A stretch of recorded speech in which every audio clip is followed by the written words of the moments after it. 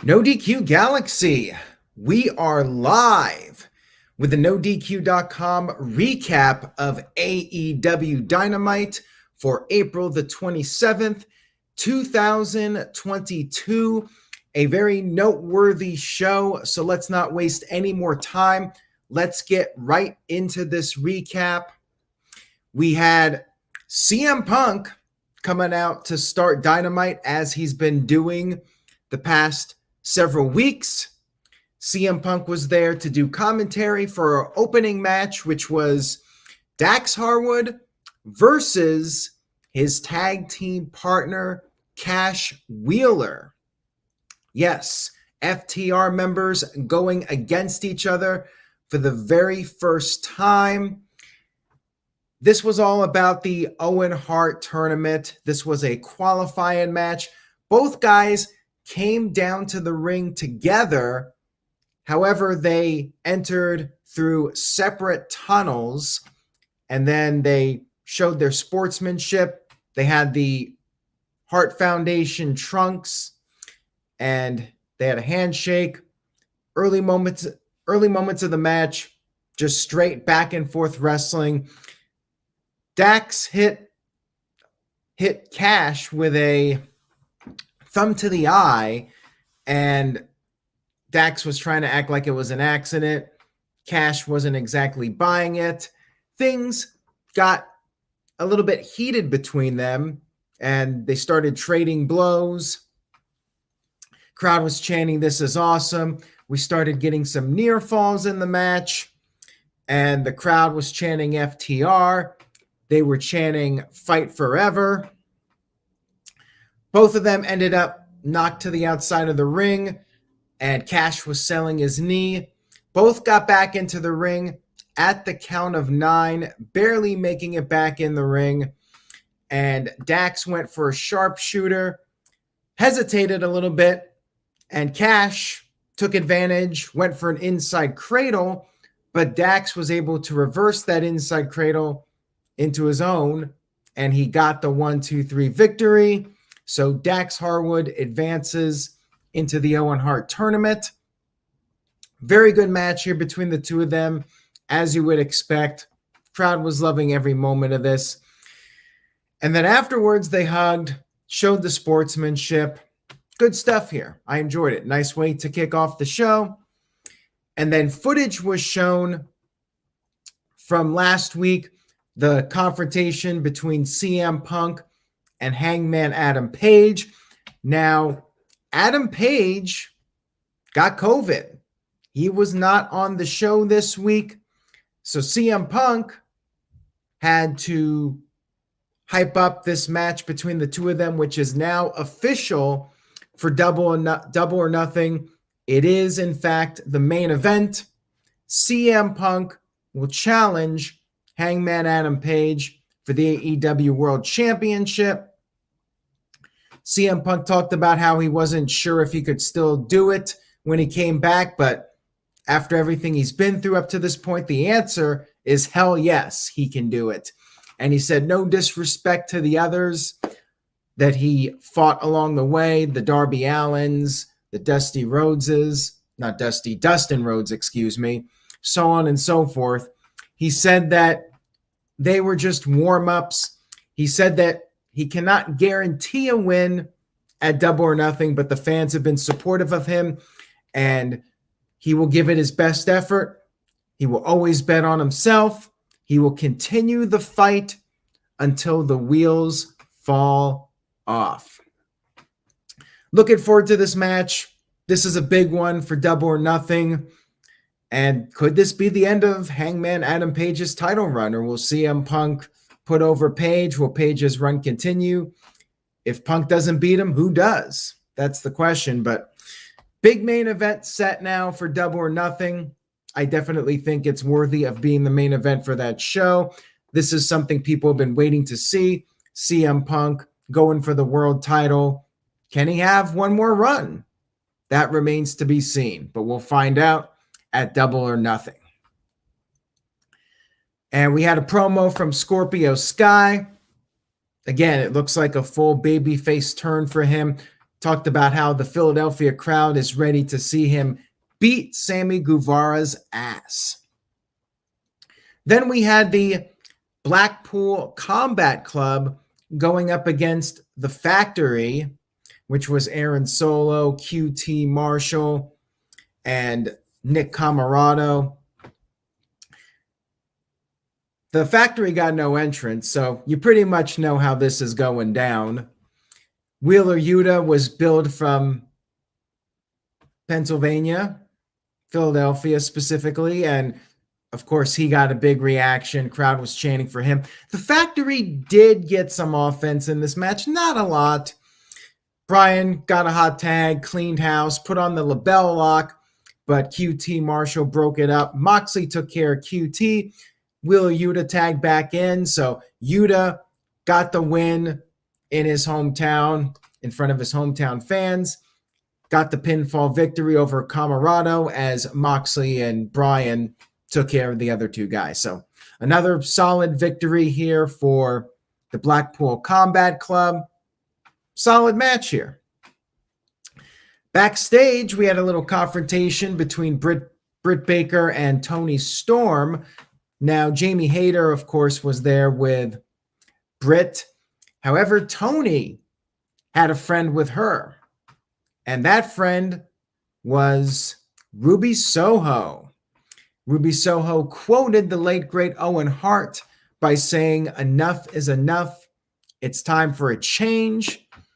And then Britt said she had to leave because she wanted to go visit Ruby's home sweet home in catering. Ouch. We had a promo from the Jurassic Express and Christian. Now, last week, Jungle Boy lost the Owen Hart qualifying match, and Christian talked about how they're still the tag champs. They're going to regroup, and they issued a challenge to any top 5 team in AEW. And as it turns out, Ricky Starks and Will Hobbs came into the picture and accepted the challenge. We then had Wardlow versus Lance Archer. MJF and Sean Spears were in the luxury box. MJF cut a promo on the female fans in attendance, said that the women in Philadelphia use their personalities as birth control. And then he said, once again, there will be no music for the pig, Wardlow. Wardlow came out, no music, security guards. He was handcuffed, and as the security, they were trying to uncuff him for the match. That's when Lance Archer dove over the top rope to the outside onto Wardlow before the bell even rang. Wardlow, though, quickly recovered, used his speed. Crowd was loving that. He picked up Archer, dropped him. They hit each other with a double clothesline, traded blows, but then Archer was able to get the upper hand. He choke slammed Wardlow. Wardlow kicked out of that. Archer then hit the blackout, but Wardlow was able to counter that into a pin. However, there was another kick out, and then Archer went for a second blackout, but we had Wardlow able to prevent that from happening, and Wardlow hit a big swanton, and Archer kicked out of that. Wardlow finally had enough. Enough was enough. He hit the power bomb, not 1, not 2, not 3, but 4 power bombs, and scored the 1-2-3 victory over Lance Archer. Good big man match here. I enjoyed it. And then MJF was just up in the luxury box in complete disgust. Wardlow was handcuffed and escorted out once his match was done. I enjoyed it. Solid outing here for Wardlow. And then we had the Jericho Appreciation Society come down to the ring for a little chat with Eddie Kingston's crew. And I guess the idea was that there would be no physicality, per Tony Khan. They talked about how they're sports entertainers and that's best for business. And they had a line. They made a reference to WWE Universe by saying AEW Galaxy. And as you guys know, I always say NoDQ Galaxy. They kind of took my idea, those SOBs, those sports entertainers. Eddie Kingston and his crew showed up. Santana and Ortiz, of course. Jericho wanted an apology for what happened on last week's show. He got a couple of middle fingers instead. And Jericho, the rest of the Jericho Appreciation Society, they were daring Eddie Kingston, Santana, and Ortiz to attack them, to hit them. Kingston said he doesn't care if it's 5-on-3. He wants to fight. He does. And Jericho said they're going to take those guys out one at a time until there's none left. He said he is putting a hit out on them. And said it's Kingston's last chance. He's already been fired and taken away from other promotions. Told Kingston to shut up and do what he's told. He called him a bitch. Kingston said that if Jericho's going to use that term, putting a hit on somebody, he better be prepared to put somebody in the ground.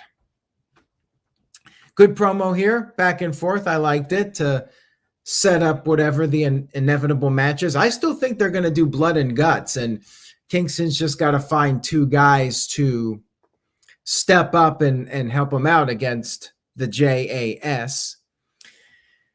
We then had Serena Deeb going up against Hikaru Shida, their best of 5 series, 9:05, not 9:30, a little bit earlier than usual.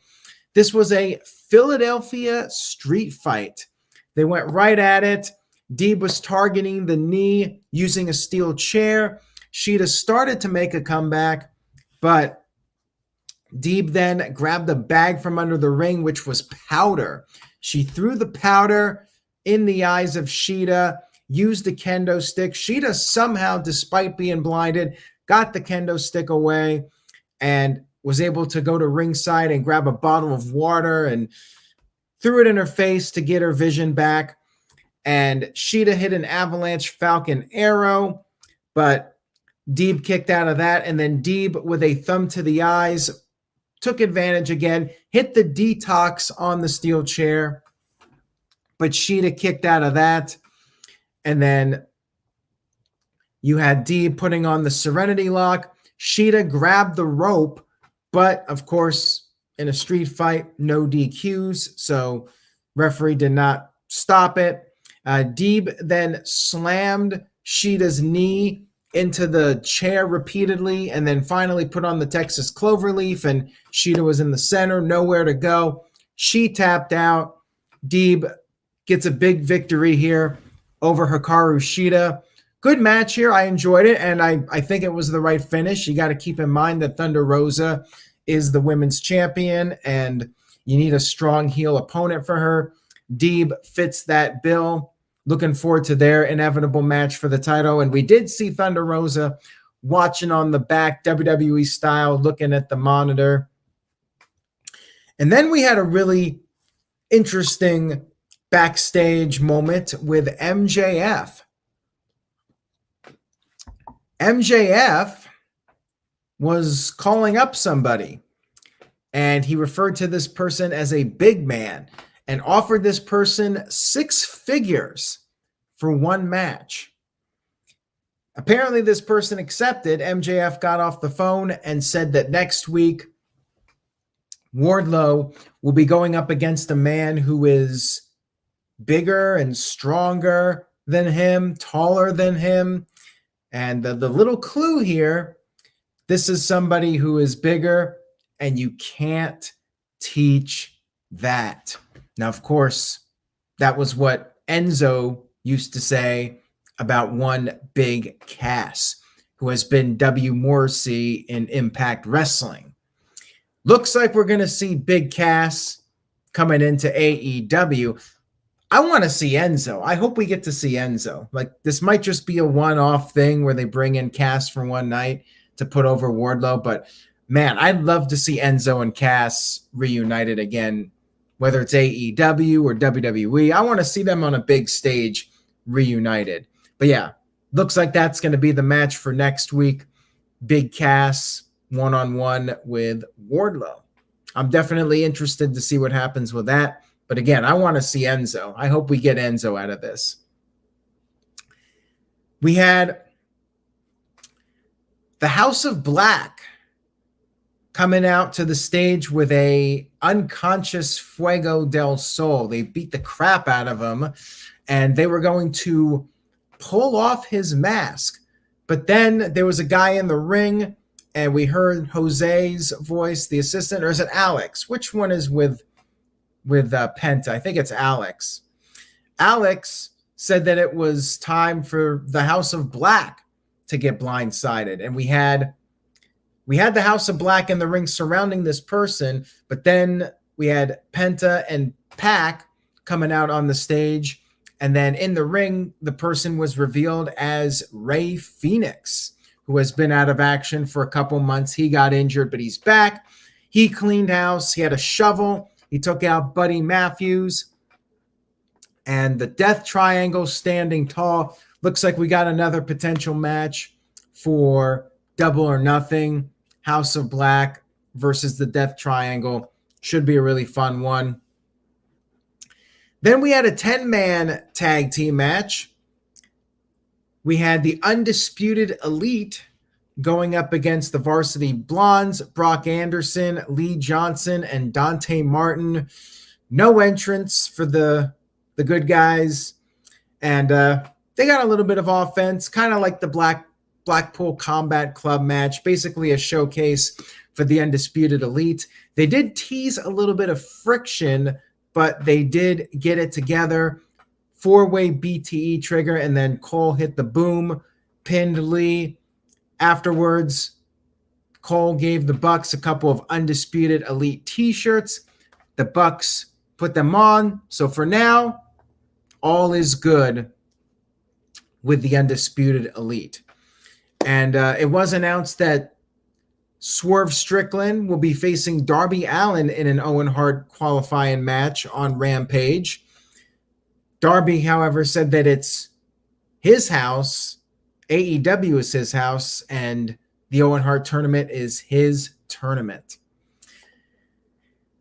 Backstage, we had the JAS attacking Eddie Kingston, and then Chris Jericho threw a fireball in the face of Eddie Kingston. I like the angle, but my only complaint is that they blew through this really quickly, like blink and you miss it type of deal, where it happened so quickly and then they immediately cut away. And I don't think there was maybe there was a replay, but I felt like they just blew through this really fast.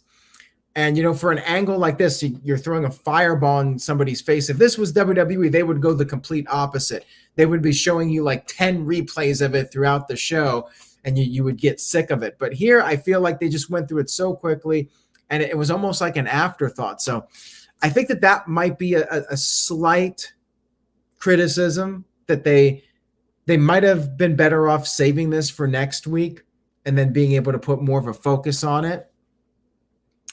We then had our main event of the evening, Sammy Guevara defending the TNT Championship against Scorpio Sky in a ladder match. Sammy was getting booed a lot. Excalibur making it clear that Sammy's the heel at this point, saying that Sammy deserves the boos. The two started brawling right off the bat. Sky went for the ladder first, used it on Sammy. But then Sammy climbed up the ladder, and then Sammy went for this flipping splash off the top of the ladder. And basically he missed, but he was supposed to connect with Scorpio. Scorpio was supposed to catch him. Didn't really happen that way. Sammy just smacked the mat. It was brutal. He was down for quite a while, pretty much the entire picture-in-picture commercial break. But he was okay. He kept going. And then we had Sammy jumping up on a second ladder. Scorpio was in the center, climbing up the first ladder. Sammy jumped off the second ladder, and Scorpio caught him midair with a cutter. Very similar to what happened with the Cody Rhodes Sammy Guevara ladder match from a couple months ago, only this time it was Sammy getting the cutter from Scorpio Sky. Scorpio was ready for Sammy, knew what he was up to, and hit him with a cutter instead. So really cool spot here. I liked this one a lot. And then Scorpio Sky pulled out a ladder wrapped in barbed wire. Yes, barbed wire. This was Philadelphia. Crowd started chanting ECW. Sammy hit a Spanish fly to Sky on the barbed wire ladder. Dan Lambert got in the ring, and then you had Ty Conti getting in the ring, giving Dan Lambert a low blow. Paige Van Zant got in the ring. Everybody started fighting. And at one point, you had Sammy and Scorpio Sky climbing the ladder at the same time with Paige Van Zant on Sky's back, or Ty Conti on Sky's back, and Paige Van Zant on Sammy Guevara's back. And the ladies were trying to stop the other guys from climbing the ladder. The ladies eventually got knocked off, and they were taken out of the equation. And then Sammy flipped off Scorpio Sky. Sky bit his middle finger. That was pretty cool. And then Sammy knocked off Sky, but then Sky came back and dumped the ladder. Sammy Guevara fell onto the barbed wire covered ladder, and it looked like Scorpio Sky was going to win the title, but then Sammy Guevara, with one last effort, did a springboard jump back onto the ladder. However, he got knocked off by Scorpio Sky. Scorpio Sky climbed up and got the TNT Championship, regaining the TNT title. Excellent match here. Really fun, exciting main event at the end. Scorpio Sky, once again, the title. Yeah, they're hot potatoing the title. I was a little surprised. I thought Sammy would win this one, but Scorpio Sky gets the title back. Frankie Kazarian walked down to the ring, and remember last week, Frankie stepped aside so Scorpio could get the rematch, and in exchange, if Scorpio won, Frankie Kazarian would be the first challenger. So yeah, overall, I thought this was a really good Dynamite. I'm giving it a solid B+. I think it's a recommend, another easy watch. I mean, nothing bad on the show. Everything was good. Main event was great.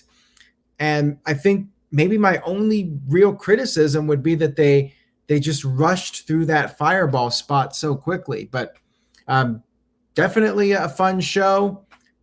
FTR's match, nice way to kick off the show. They always start the show off strong, ended it strong.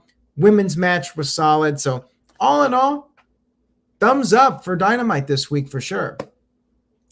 That's all I got, everybody. Thank you so much for tuning in tonight. I really appreciate it, as always. And if you enjoyed the video, please give it a like on YouTube and spread the word. Tell a friend. Stay tuned to NoDQ.com for the very latest wrestling news and rumors. And remember, say yes to NoDQ.com. See you guys next time.